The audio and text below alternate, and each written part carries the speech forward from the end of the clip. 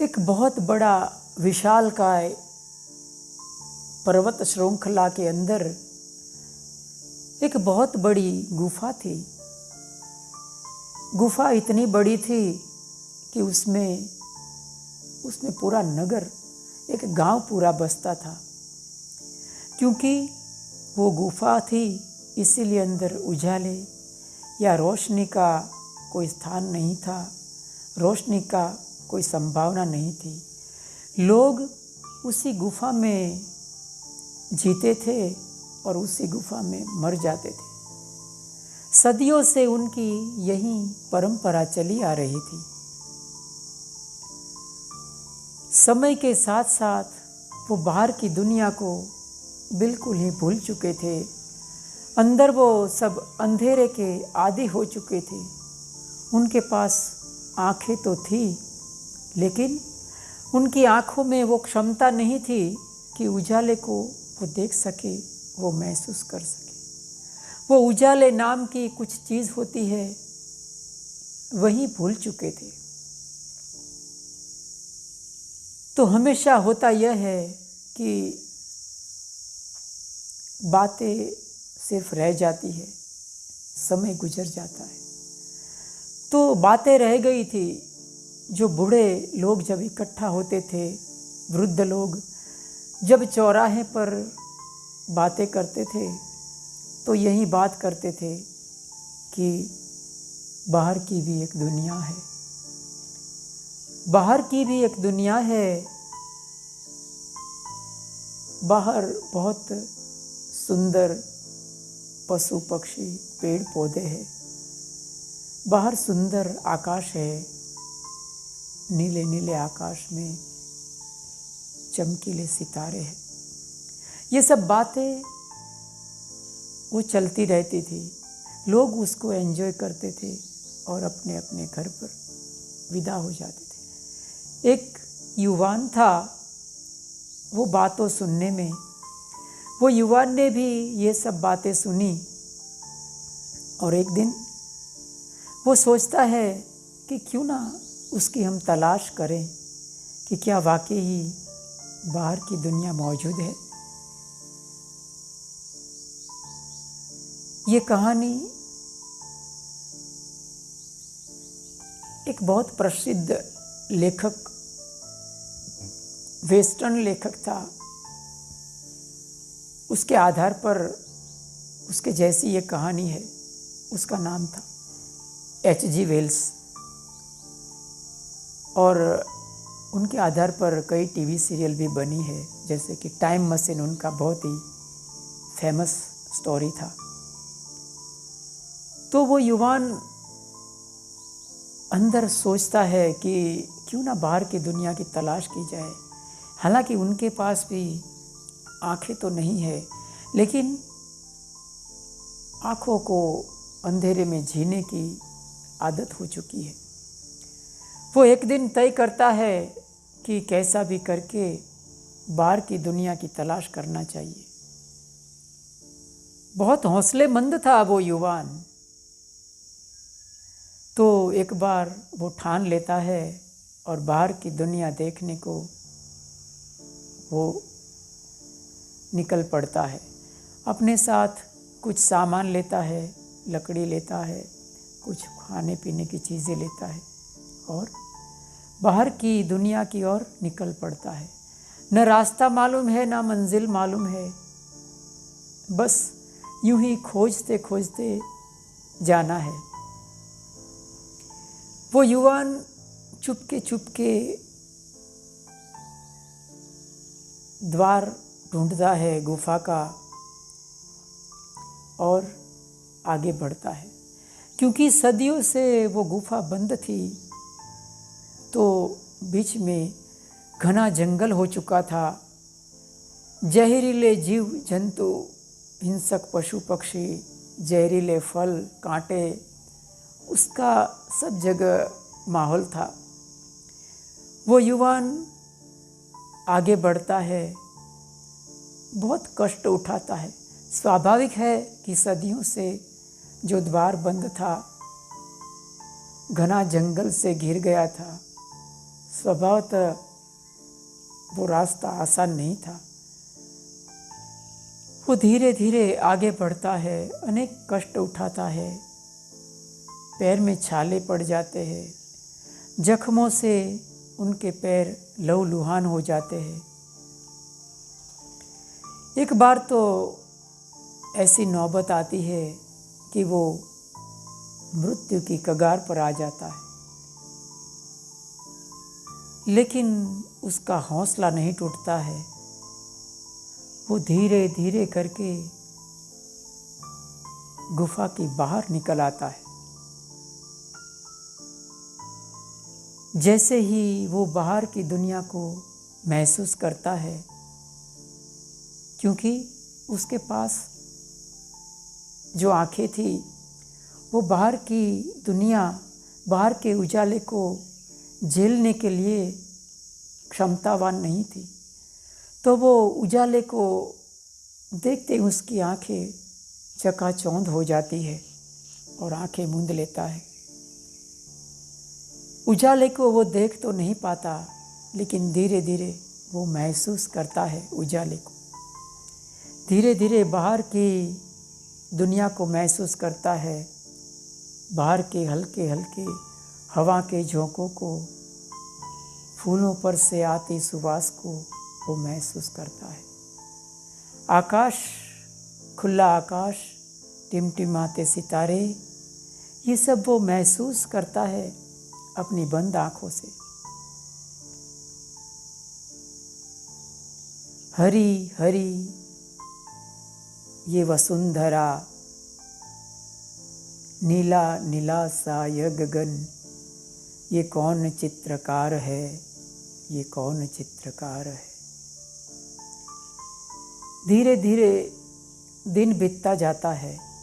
कहते हैं कि सुख में दिन छोटे हो जाते हैं, तो धीरे धीरे उनका समय बीतता है, दिन बीतते हैं, महीने बीतते हैं, और वो बाहर की दुनिया में खो जाता है। लेकिन एक बार उसको अपने अतीत की याद आती है। कहते हैं कि अतीत को भूल जाना बेहतर होता है, लेकिन एक बात याद रहे कि अतीत में अगर आप धनवान है, सुखी संपन्न है, और किसी भी वजह से समय के प्रहार ने आपको गरीब बना दिया है, तो वो अतीत को भूल जाना बेहतर होगा। लेकिन अगर अतीत में आप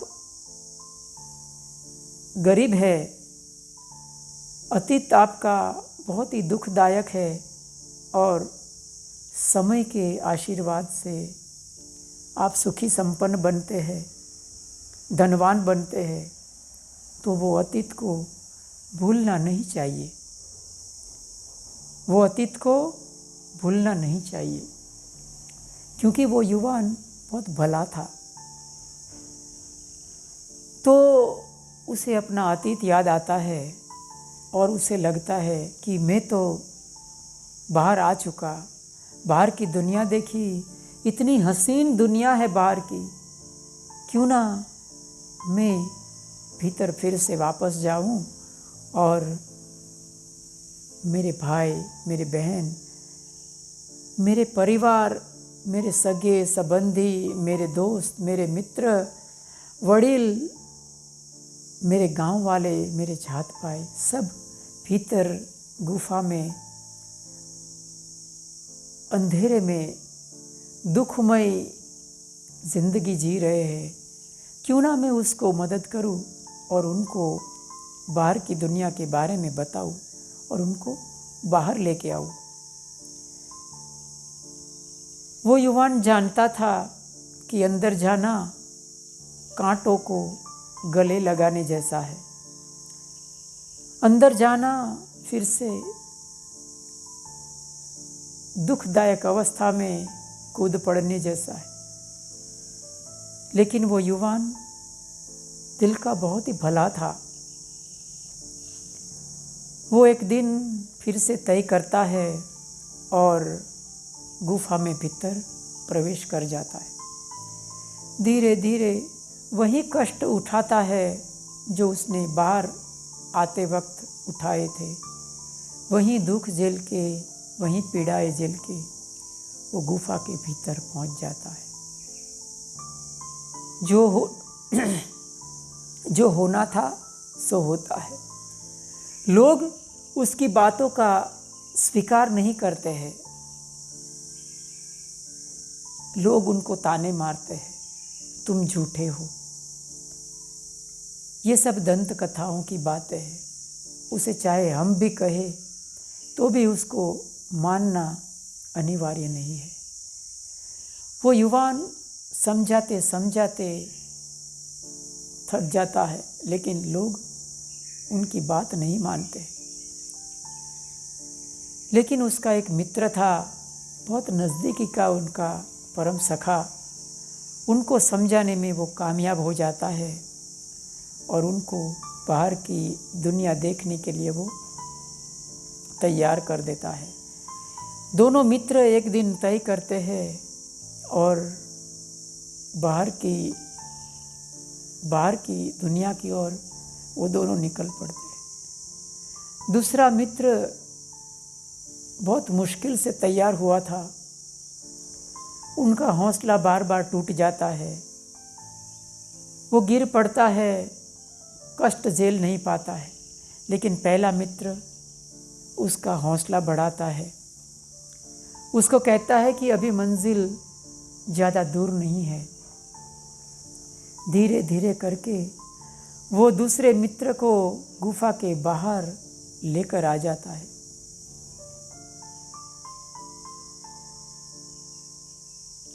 जो मित्र ने बाहर की उतनी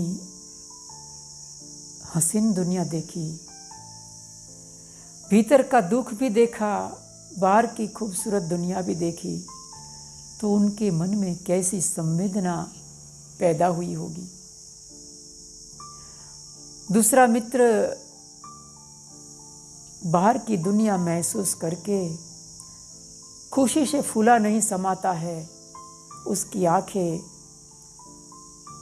अश्रुओं से भर आती है और अपने मित्र को वो कस के गले लगा लेता है और कहता है कि मेरे दोस्त, आज तक जो कथा कहानियों में हम सुनते आते थे, उस बात को तुमने सत्य साबित कर दिया।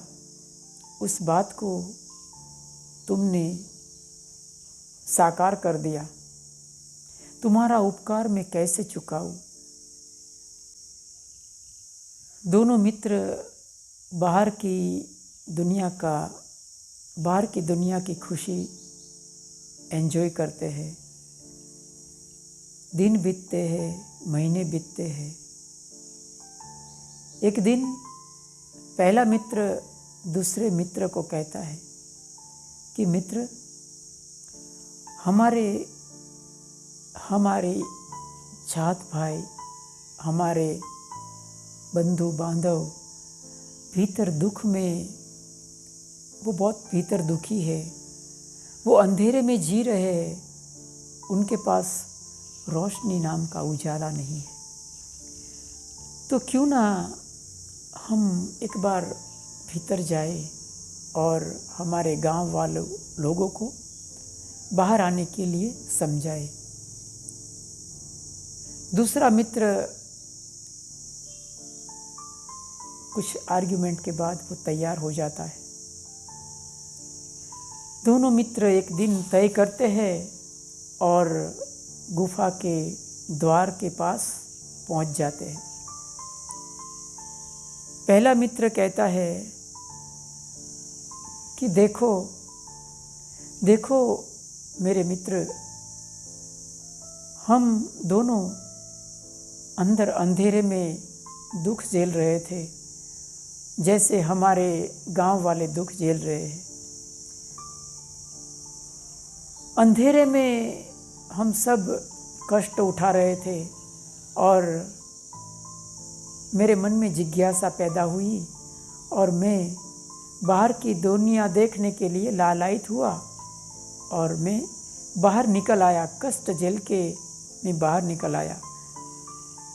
मेरे मन में एक प्रकार की भावना जगी अपने लोगों के प्रति। तो मैं एक बार फिर से अंदर गया। लोगों को तो समझाया मैंने, बहुत लोग नहीं समझे, लेकिन तू एक मेरा परम सखा था, मेरा मित्र था सच्चा, तो तुझे समझाने में मैं कामयाब हो गया और तुझे मैं बाहर लेके आ गया। तूने बाहर की दुनिया महसूस की, खूबसूरत दुनिया का एहसास किया।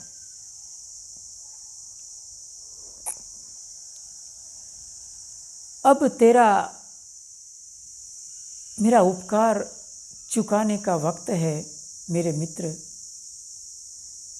कि जैसे मैं अंदर आया, फिर से एक बार कष्ट झेल के मैं अंदर आया और गांव वालों को समझा बुझाकर मैं तुम्हें बाहर लाया। उसी तरह मित्र, तुम्हारा फर्ज है कि तुम अंदर जाओ और कम से कम किसी एक व्यक्ति को तुम बाहर लेके आओ। जाओ मेरे दोस्त, जाओ।